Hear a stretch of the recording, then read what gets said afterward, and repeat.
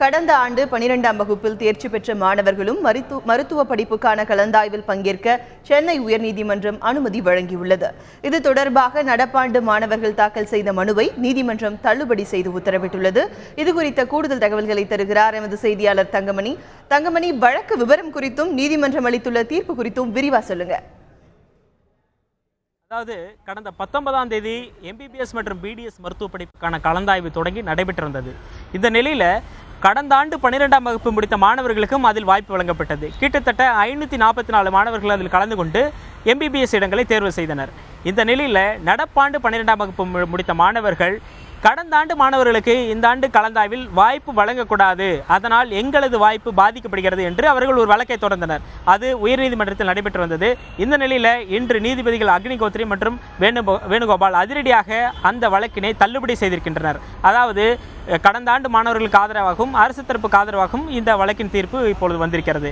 எனவே கடந்த ஆண்டு மாணவர்களையும் இந்த ஆண்டு கலந்தாய்வில் கலந்து கொள்ள அனுமதிக்கலாம் என்று தற்போது தீர்ப்பு வந்திருக்கிறது. தீர்ப்பின் விவரங்களை நேரடியாக தருவதற்காக நம்மிடையே இருக்கிறார் அரசு வழக்கறிஞர் திரு மூர்த்தி அவர்கள். அவரிடம் கேட்போம். சார், இந்த வழக்கு விவரம், இந்த தீர்ப்பு விவரத்தை சொல்லுங்கள். கடந்த ஆண்டு +2 தேர்ச்சி பெற்ற மாணவர்கள் இந்த ஆண்டு நடக்கிற MBBS கலந்தாய்வில் கலந்து கொள்ளக்கூடாது என்று இந்த ஆண்டு +2 தேர்ச்சி பெற்ற 60 மாணவர்கள் உயர்நீதிமன்றத்தில் ரிட் மனுக்களை தாக்கல் செய்திருந்தார்கள்.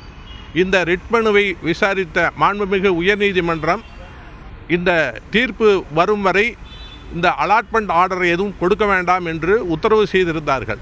ஆனால் இன்று இறுதி தீர்ப்பு மாண்புமிகு உயர்நீதிமன்றம் இந்த ஆண்டு +2 தேர்ச்சி பெற்ற மாணவர்களைத்தான் சேர்த்த வேண்டும் என்ற போட்டிருந்த அனைத்து ரிட் மனுக்களையும் தள்ளுபடி செய்து விட்டார்கள்.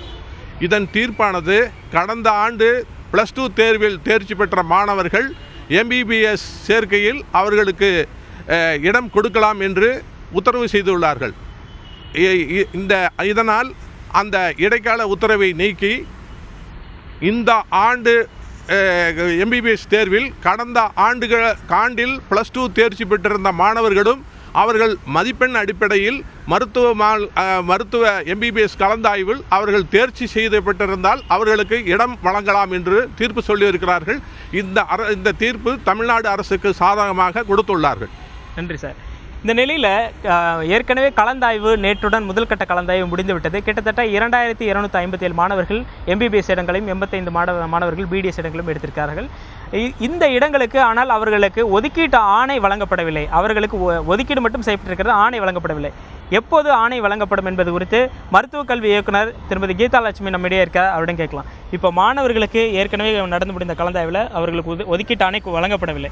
எப்போது அவர்களுக்கு வழங்கப்படும், அவர்களுக்கு என்ன தகவல் இருக்குது? ஒதுக்கீட்டு ஆணை இன்று காலை இன்றிலிருந்து காலை 11 மணியிலிருந்து நாங்கள் ஒதுக்கீட்டு ஆணையை வழங்கி கொண்டிருக்கிறோம். ஓமந்தூரார் வளாகத்தில் உள்ள பல்நோக்கு மருத்துவமனையில் கவுன்சிலிங் நடந்த அதே ஹாலில் நாங்கள் இந்த அட்மிஷன் கார்டை கொடுத்துக்கிட்டு இருக்கிறோம்.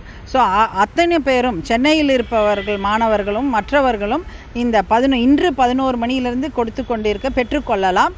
மேலும் இது 24 மணி நேரமும் இந்த சேவையை நாங்கள் செய்து கொண்டிருக்கிறோம்.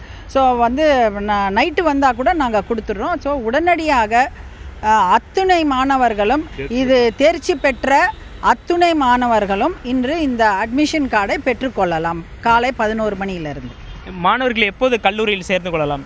அது அட்மிஷன் கார்டு வாங்கிட்டாலே அவங்க கல்லூரியில் சேர்ந்த மாதிரி தான் நாங்கள் கொடுத்துடுறோம். நன்றி மேடம்.